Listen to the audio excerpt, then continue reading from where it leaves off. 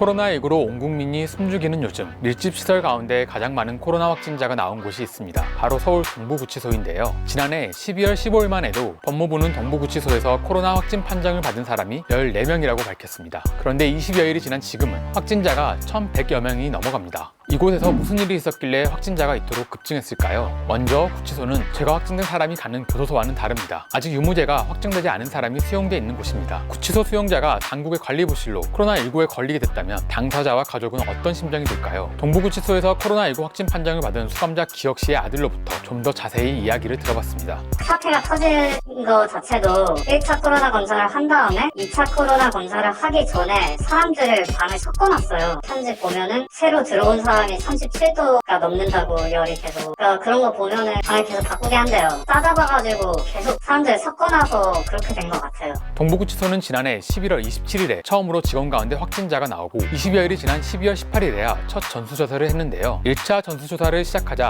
184명이 코로나19 양성 판정을 받았습니다. 늦은 조사도 문제지만 더 큰 문제는 확진자와 접촉자, 비접촉자를 제대로 분리하지 않은 것인데요. 지난해 12월 30일에 나온 한겨레 단독 기사를 보면 동부구치소는 코로나19 확진자와 밀접 접촉한 수용자들의 방을 옮기는 과정에서 수감자 180여 명을 강당에 모이게 했습니다. 이들은 4시간가량 영화를 보며 대기했고요. 당시 강당에 모인 몇몇 수감자들은 전날 18일 1차 코로나 검사에서는 음성 판정이 나오기도 했지만 코로나19 확진자와 같은 방을 사용하기도 했다는 증언이 나왔습니다. 또 어느 순간 방 이동을 하겠다고 강당으로 이동을 해서 접촉이 계속 있었고 이런 거 말고는 방 이동이 없었는데 2차 검사에서 확진이 나왔기 때문에 어떤 경로로 확진이 됐는지 전혀 알 수가 없고 동부 쪽에서 확인을 하더라도 자기네들도 그냥 확인을 어렵다고만 하고 있는 상황입니다. 수감자 기혁 씨도 첫 코로나19 전수조사에서는 음성 판정이 나왔다고 합니다. 기혁 씨 아들은 수감자 방이 바뀌면서 아버지가 코로나에 걸렸다고 주장합니다. 안 걸렸어요. 그때 음성 떴어요.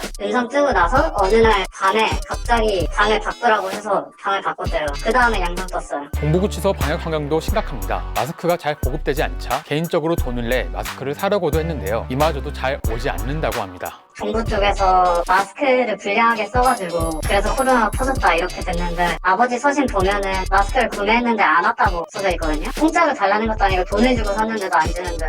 동부구치소 내부 확산세가 심해질 때도 방역용 마스크가 아니라 면 마스크를 사용한 사람들이 있었다는 이야기도 나옵니다. 구치소의 코로나 집단 감염에 따른 대응 매뉴얼이 없다 보니 방역 행정이 주먹구구식으로 이뤄졌다는 것입니다. 기혁 씨는 상황이 더 안 좋은 동부 수감자에게 마스크를 나눠주기도 했다고 합니다. 음성 판정을 받은 동부구치소 수감자들에게는 법무부가 보석 신청을 하라고 통보했다는 수감자 가족의 증언도 나왔는데요. 전자식경 팔찌로 각자 집에서 머물게 관리하겠다는 겁니다. 하지만 코로나 확진자들은 이마저도 어려운 상황입니다. 코로나19에 걸린 수감자들은 가족에게 쓰는 편지조차 보내지 못하고 있습니다. 청송교도소로 이관된 기혁 씨는 아주 짧은 문자만 가족에게 보냈습니다.